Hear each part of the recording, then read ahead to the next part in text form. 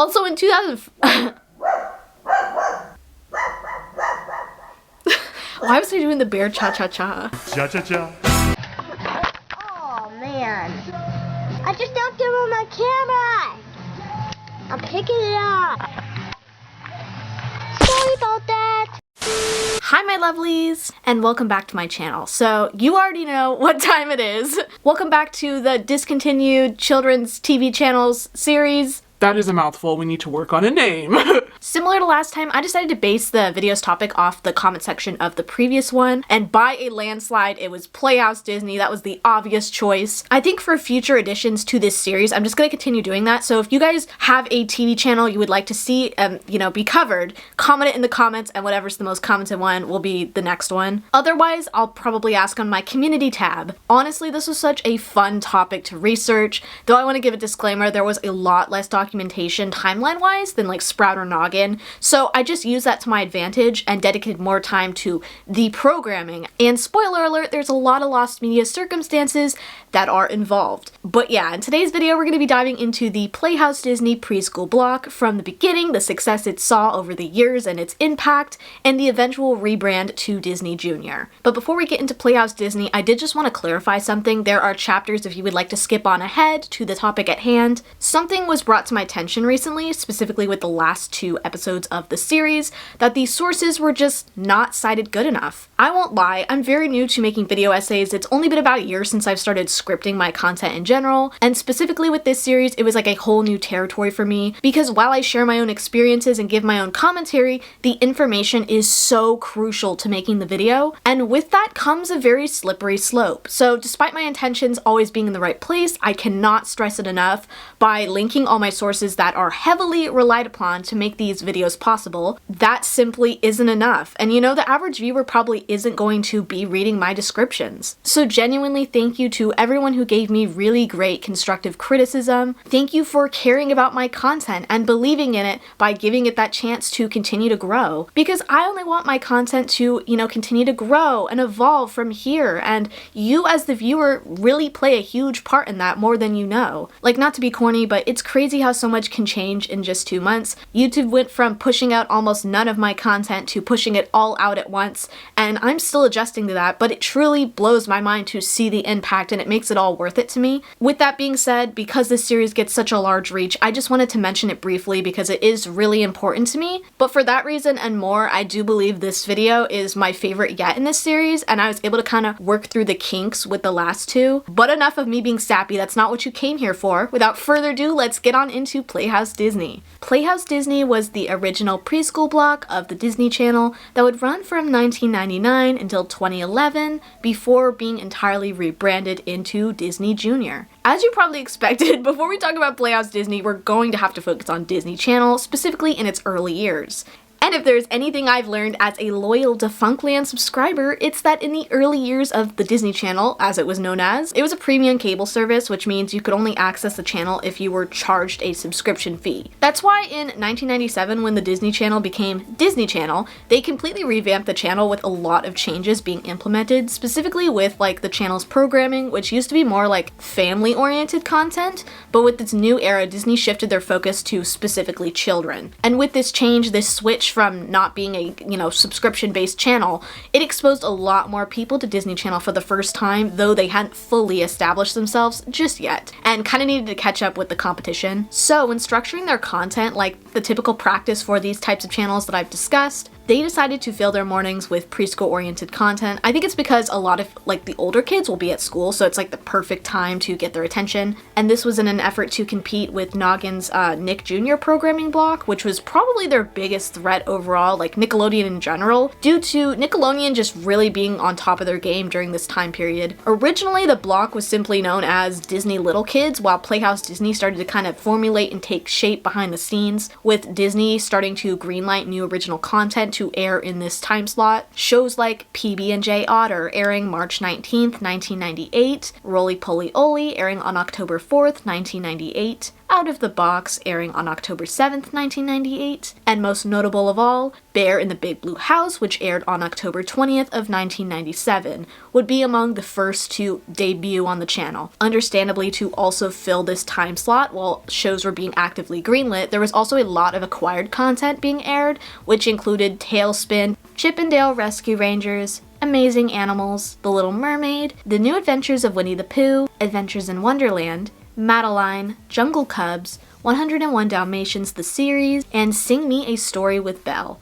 All this programming would stop airing in 1998 to 2000, slowly but surely, as more original content was completed and ready to begin airing instead. So this was placeholder content. However, even then, it wouldn't be until January of 1999 that the block would officially receive its name, Playhouse Disney. Though, since these shows were on air, inevitably there was merchandise made for them with the popularity they gained, for specifically Roly Poly Oly and Bear in the Big Blue House. So ahead of them officially naming the channel Playhouse Disney, that name started to appear on these products. That on its own should give you kind of an idea of the kind of success that Playhouse Disney saw. To focus back on Bear in the Big Blue House again, this was their very first shot at original preschool oriented content. Although it aired in October of 1997, it ended up still being named one of the top 10 new shows for kids by TV Guide that same year, which is extremely impressive. It was on air for maybe 3 months after Playhouse Disney received its name. It wouldn't be until spring of 2001 that we'd see more new content and things arise. We were introduced to new programming like The Book of Pooh and Stanley, but Playhouse Disney also underwent an important relaunch that included new graphics for the channel that were produced by motion graphics company Beehive. With this new era of Playhouse Disney, we were also introduced to Alice Beasley, who's actually an actress. So I didn't dive into what things Alice has acted in because it was nothing I was personally familiar with. However, there was a lot of interesting stuff when it comes to her voice acting that I did want to note. Starting with, if you've ever been to Universal Studios, first of all, I'm jealous of you. I haven't been. But if you've been on the Simpsons ride, she actually announces the safety video at both locations, Hollywood and Florida. And then if you've seen, this is also a Disney show called Recess. She voices the titular Miss Lordaine. But what was most interesting to me is she's made a lot of cameos in shows as herself, which include the following but are not limited to Johnny Bravo, The Wild Thornberrys, and Pound Puppies. But she's important because she became the promo announcer specifically for Playhouse Disney in the USA, and this is a position she would hold until 2007. Another change that was announced around this time was Disney actually had plans to launch Playhouse Disney as its own channel instead of being a preschool block.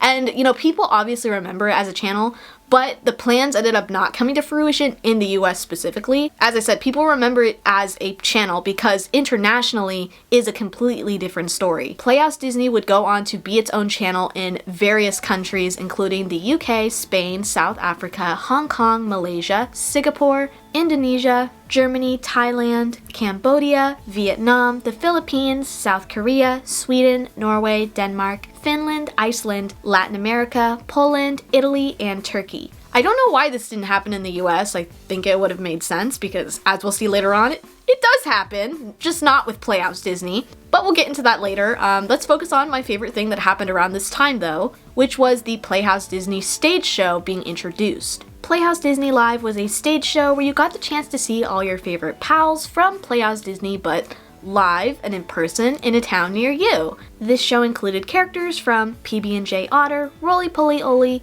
The Book of Pooh, Stanley, and even the titular Bear from the Big Blue House. Even the hosts of the show happened to be Tony and Vivian from Out of the Box. And at these shows, or at least the ones from 2001, which I'm focusing on right now, there was a book drive in honor of the Book of Pooh, where you were encouraged to bring new or used books to donate at the show. When I was researching this live show, I also had the displeasure of finding out that Miss Ukulele herself, that I made a joke about in the last one, was a part of this show back in 2003 before her career as Miranda Sings. I just can't help but mention this because I find it so unsettling. Just knowing this information and then now knowing what she did and her history, this was actually a jump scare to come across. I was just trying to simply look for footage of the show. I didn't need to know this today, but now I'm telling you because I had to suffer. And lastly, in 2001, Walt Disney would end up acquiring the rights to the Wiggles, which happened because they ended up purchasing the Fox Family channel. So as a result, the Wiggles moved to Playhouse Disney the following year in 2002. 2002 also saw changes like with their commercials. They became less like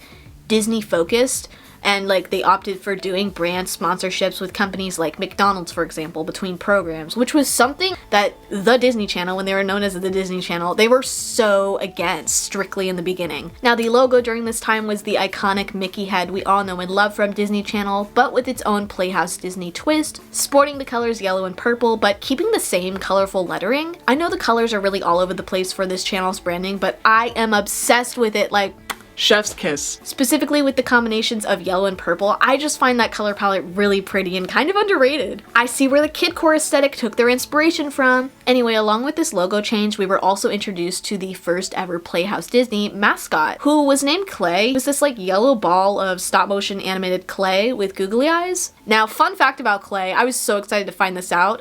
They were actually voiced by Debbie Derryberry. And before anyone tries to spew any transphobic rhetoric at me, It's a fucking ball of clay. And Clay is neither a boy or a girl. but yeah, Clay is voiced by Debbie Derryberry, and if you don't know, she's voiced like a ton of iconic characters like Jimmy Neutron, Draculaura, the aliens in Toy Story, Nurgle Jr., JJ Jetplane, and many, many more. And something else I wanted to note was Debbie still has Clay in her possession, which makes me so happy that they're not just like locked in a storage closet somewhere in a warehouse. Not a forgotten relic of the past, very much still loved and has a home. Now, I didn't talk too much about content in 2002 besides, you know, the Wiggles joining Playhouse Disney, because in 2003 we would get our next show, which was called JoJo's Circus. It was a claymation series that would be Playhouse Disney's next original show to begin airing on the block. I wanted to highlight this series in particular, not only because like I remember it really fondly, but I saw a tweet a while back about how unfortunately a lot of the show has become lost media. And I was scrolling like through the thread and someone even mentioned Stanley suffering the same fate.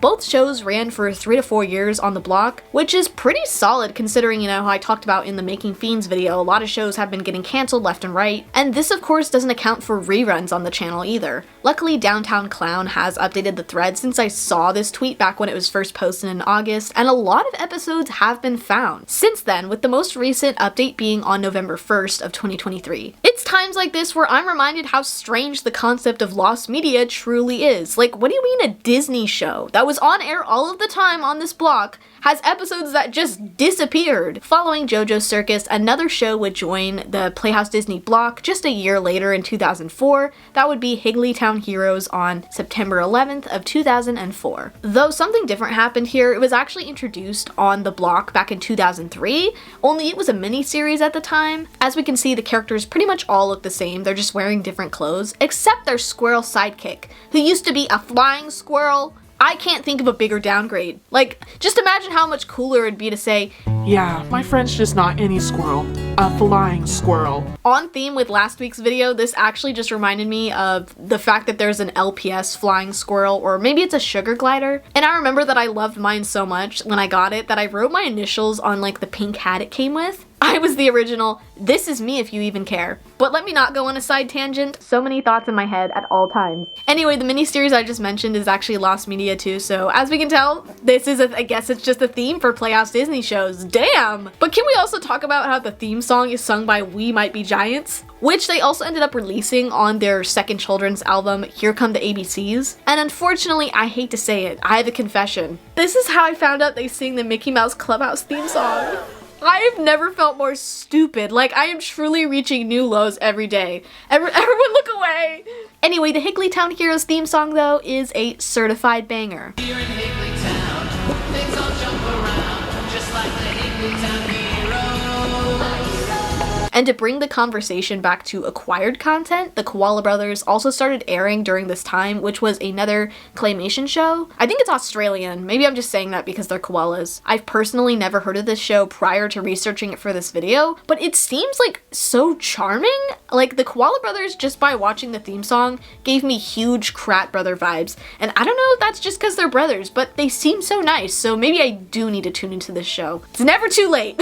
Moving on to 2005, the last couple of years were kinda slow, but we saw a new batch of content being brought to the channel in 2005, which included the following: Go Baby, Ooh Ah and You, which, pause, is created by the same creators as Mr. Meaty. Just being reminded of Mr. Meaty is enough, I can't. Also, this was how I found out that they created Nanoland as well, which, that's insane. Like, the level of range they have as puppeteers, that's something you should be proud of. Anyway, back to the programming. We also had Shane's Kindergarten Countdown, The Doodlebops, Charlie and Lola, Little Einsteins, and Johnny and the Sprites. As we could see in 2005, a lot of this new content tended to be short form, which played in between, like, our longer shows. Obviously, I'm not talking about Charlie and Lola, the Doodlebops, and Little Einsteins, but I wanted to focus on Johnny and the Sprites actually, because what's interesting is this was initially a series of 5-minute long shorts, but after receiving such positive reception, Disney actually renewed the show for like full-length episodes that would then air in 2007. This series also just stuck out to me because it looks so magical and fun. I mean, it's Johnny and the Sprites, the characters are fairies or elves? I don't know, I think a sprite is either. But because of that element, I was really drawn to watch the theme song, and though I've never seen or heard of this show,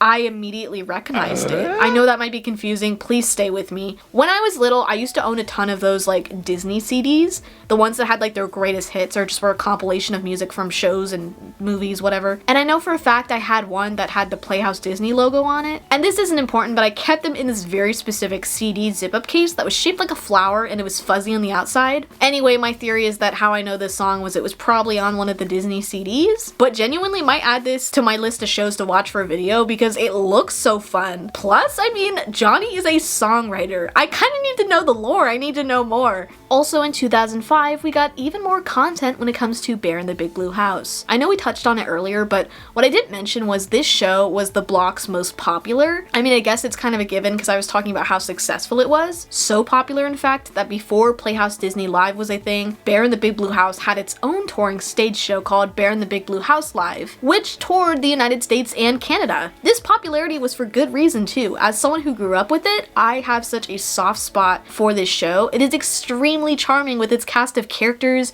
music, and lessons. This show was so seriously impactful in many aspects, but the one I'm going to highlight is its impact with autistic children, which is believed to be because of how gentle Bear is in his role as a caregiver. I truly believe this to be true as someone who is autistic, and that's why I wanted to highlight that specifically. And yes, I'm repeating what I said in my tier ranking video, but I don't care. Truly, I think this show is what helped me shape me into who I am today. And also, fun fact, Bear's puppeteer is the one and only Noel McNeil, who, if you don't know, he filled in for Melanie Martinez on The Goodnight Show as Leo for a short period of time, which was something I forgot. And I've gotten a couple comments that were like, oh, how could you not mention this? Trust me, I'm beating myself up for it. I had the means to mention this show and I just didn't. Like, what is wrong with me? But yeah, Noel McNeil was Leo before Nina ended up coming in and taking over full time for Melanie when she was fired from Sprout. Why was that a mouthful? However, why I'm bringing this up now is because in 2005, the show would receive a spinoff called Breakfast with Bear, where Bear would visit kids in the morning and follow them as they kind of went on with their usual morning routines. But as for Bear in the Big Blue House, the main show, that show would be phased out the following year in 2006 with no more episodes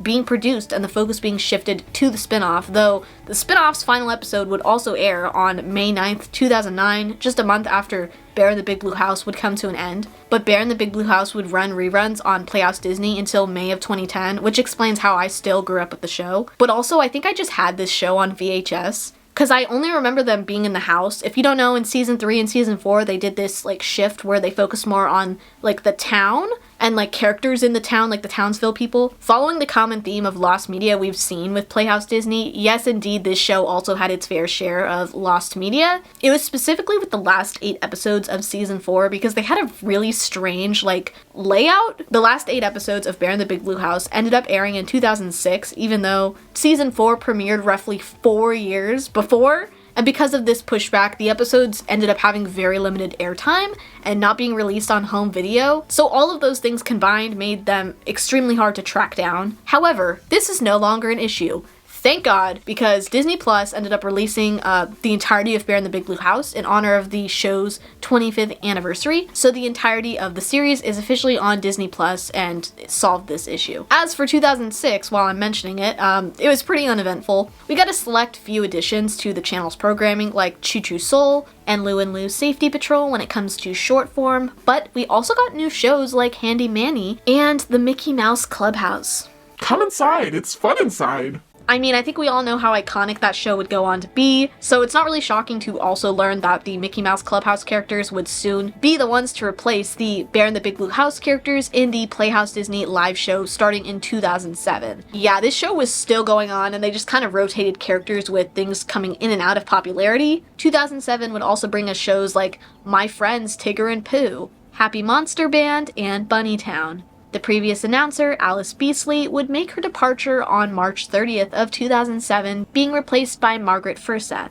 But this day is also important for another reason. See, back in 2006, we're backtracking a bit, allegedly we saw the introduction of a new mascot named Flip. I say allegedly because I don't know if this is real, or I'm sorry, I do not think it's real. Now, when using a fandom wiki for research, this is something I touched on in my Fidget Friends video.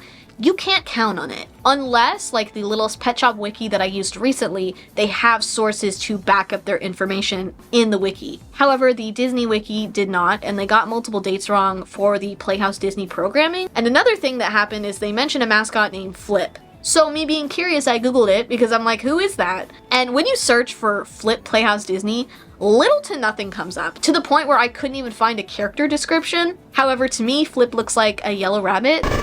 Oh god, he's here! Pretty much from the little information I did find about Flip, all the bumpers are lost, and like, some have even been lost again, which I didn't know was possible. The only available bumper is apparently a bumper for Shanna's show, which I'm not gonna lie, makes you want to believe this is real. However, if you go and look at commercial tapes from early 2007 when this mascot would be on the channel, Clay is still there. So I mostly just included this because I thought it was really fucking funny that someone tried to make up a mascot for Playhouse Disney. And please don't go send hate to the uploader of this bumper. I find it really comical. But they were like trying to convince people it was real. They were like, no, there were 18 bumpers. And someone even commented the voice actress for Flip. But if you look it up, there's literally no proof of that at all. Also, I kind of thought, funny enough, that this was Ashley Ball again, who, if you don't know, she voices Feet Face. I don't have a show, but do you know who has a show with a song like that?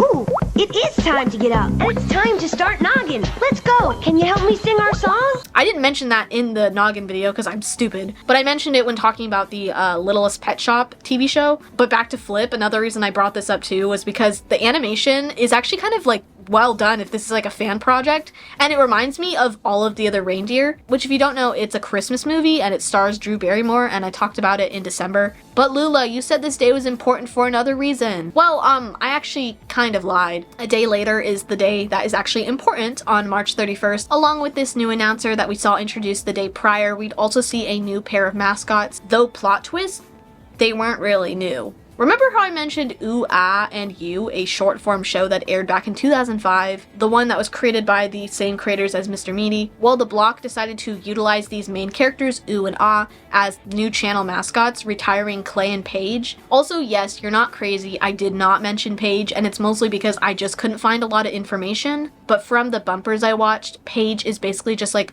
a sidekick of Clay, from my understanding. Before we move on from 2007, we cannot talk about 2007 without discussing the major controversy that Playhouse Disney saw, also known as the infamous Handy Manny hijacking. Now, L Supersonic Q actually made a really great video covering this, but I'm going to make a long story short. On the morning of May 2nd of 2007, while Handy Manny happened to be on at the time during the Playhouse Disney block, around 9:30 a.m., someone hijacked the channel, with the cartoon suddenly being interrupted by a hardcore adult film, which I'm not sure how long it officially lasted, anywhere from a minute to several minutes, according to reports. Luckily, this hijacking was not a nationwide situation. It was narrowed down to a specific area in New Jersey, though that still doesn't make the situation any better. Children were exposed to pornography. So as you can imagine, this situation spread like wildfire among news outlets, which should kind of speak for itself on how many children were truly exposed to this, which caused Disney to receive a lot of backlash. Though it actually wasn't Playhouse Disney's fault. It was determined that Comcast was actually to blame,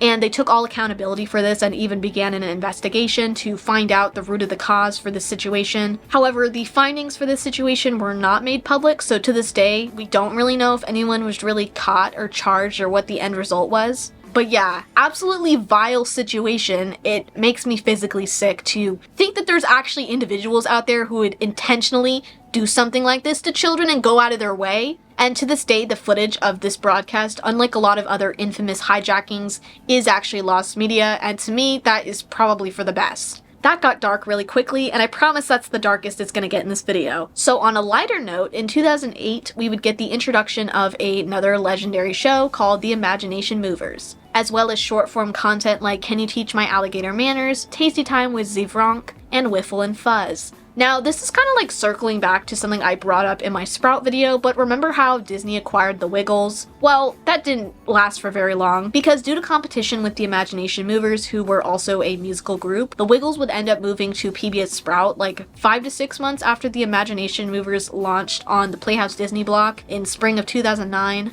2009 was a very big year for original content though, because we'd see 2 more original shows this year called Jungle Junction and Special Agent Oso, as well as another short-form series called Where is Warehouse Mouse, which is focused on the titular character, Warehouse Mouse, from the Imagination Movers. Fun fact about Special Agent Oso, I remember this blowing my mind in 2017. Oso is actually voiced by Sean Astin, aka Bob in Stranger Things. Back when that show used to be good. In all seriousness, fuck Stranger Things, we won't be tuning in for season 5. Good riddance!